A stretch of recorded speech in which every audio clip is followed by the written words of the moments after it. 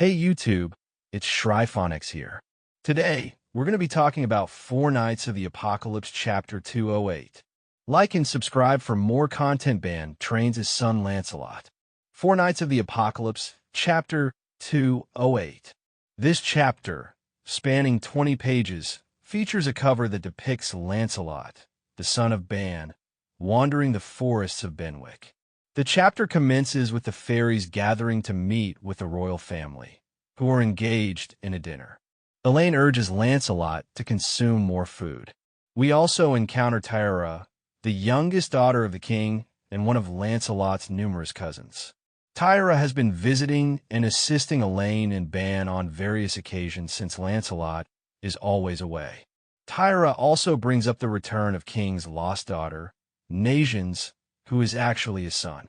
Lancelot is astounded to learn that his teammate Nations is a changeling, the missing child of King and Diane, and that they are cousins. He also instructs Tyra to cease calling him Lon Lon and inquires about Myrtle's well-being. Tyra informs Lancelot that Myrtle is still their cherished brother. Embracing her niece, Elaine expresses her contentment that Tyra did not inherit her brother King's traits, as King rarely visits due to his disdain for Ban. It is time for Lancelot to catch up on recent events. He reveals that during the time skip, the four evils established a perimeter specifically to monitor Lancelot, which restricted his movements and prevented him from returning to Benwick. That changed when he realized all of them had converged in Anwith, and in Chapter 199, the Visitor. Lancelot arrived to check it out, where he would reunite with his friends Tristan, Gawain, and Percy, who had stepped up to confront the four evils despite their overwhelming odds. Ban was surprised to discover that Percival was alive and affectionately rubbed Lancelot's head, sharing the same sense of relief as recovering a supposedly lost best friend, a sentiment he knew all too well from his time with Meliodas. Ban called for celebratory drinks, which Elaine enthusiastically agreed to, while their niece declined. While Tyra slept, Elaine observed Ban and Lancelot spar. In the previous chapter, Lancelot had learned how to exert pressure on his own body by absorbing Engelhad's interrogator magic ability. Yes, he had deliberately lied to gain her ability. Lancelot always had a purpose and wasn't just being Sundra's son. Ban remarked that this made Lancelot an ideal candidate for weight training, explaining why he had been able to catch him so quickly even while intoxicated. Ban reassured Lancelot that he hadn't lost his combat skills.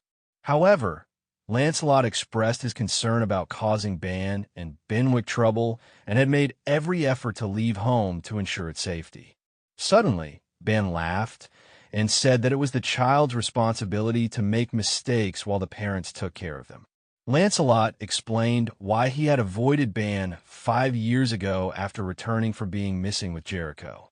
He had read Ban's mind and apologized to him every time. Ban felt guilty for letting Lancelot be missing, but Lancelot said Ban went overboard, while Ban said he would understand once he also had a son. Lancelot asked his father for a favor, to teach him his skill, Zero Sign, that allowed him to catch Lancelot from behind while he was unaware. He needed this skill because he was now the most wanted man in Camelot. We saw a visually striking panel comparing Ban and Lancelot's auras. Ban emitted no aura, while Lancelot oozed and overflowed with magic.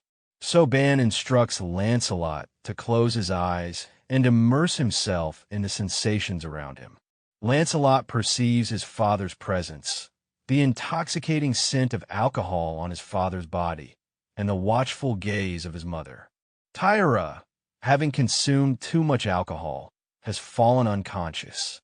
Ban inquires if Lancelot has sensed anything beyond these familiar sights and smells.